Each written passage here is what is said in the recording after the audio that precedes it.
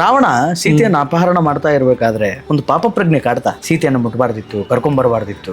ರಾವಣನನ್ನ ಆತರ ನೀವು ಚಿತ್ರಣ ಮಾಡಿಬಿಟ್ರೆ ನೀವಿಲ್ಲಿ ಸಾಹಿತ್ಯದಲ್ಲಿ ಒಳ್ಳೆಯವನ್ ಮಾಡ್ಬೋದು, ನ್ಯಾಚುರಲ್ ಆಗಿ ಅವನು ಒಳ್ಳೆಯವನ್ ಆಗ್ಬೇಕಲ್ಲ. ರಾವಣ ಹೇಳ್ತಾನೆ ನನಗೆ ಯಾರಲ್ಲೂ ವೈರ ಇಲ್ಲ, ಯಾರೇ ತಪ್ಪು ಮಾಡ್ಲಿ ಇನ್ನೊಮ್ಮೆ ತಪ್ಪು ಮಾಡಬಾರ್ದು, ಬಂದ್ ಶರಣಾಗತರಾಗ್ಬೇಕು, ನಾನು ಅವ್ರಿಗೆ ಕ್ಷಮೆ ಕೊಡ್ತೀನಿ ಅಂತಾನೆ. ಅದು ಎಂತ ತಪ್ಪೇ ಇರ್ಲಿ. ಅಂದ್ರೆ ರಾವಣ ಮಹಾಜ್ಞಾನಿಯಾಗಿದ್ದ, ಮೇಧಾವಿಯಾಗಿದ್ದ, ಶಿವಭಕ್ತನಾಗಿದ್ದ.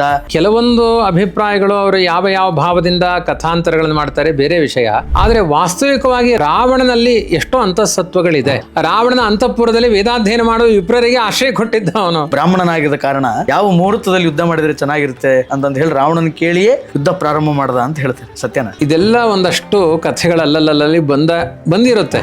ರಾಮ ಯುದ್ಧಕ್ಕೆ ದುಷ್ಟರನ್ನ ಸಂಹಾರ ಮಾಡ್ಬೇಕಾದ್ರೆ ಮುಹೂರ್ತ ಏನ್ ನೋಡ್ಬೇಕಾಗಿಲ್ಲ, ಶುಭ ಮುಹೂರ್ತ ಅಂತ ಒಳ್ಳೇದಕ್ಕೆ ನೋಡ್ಬೇಕು.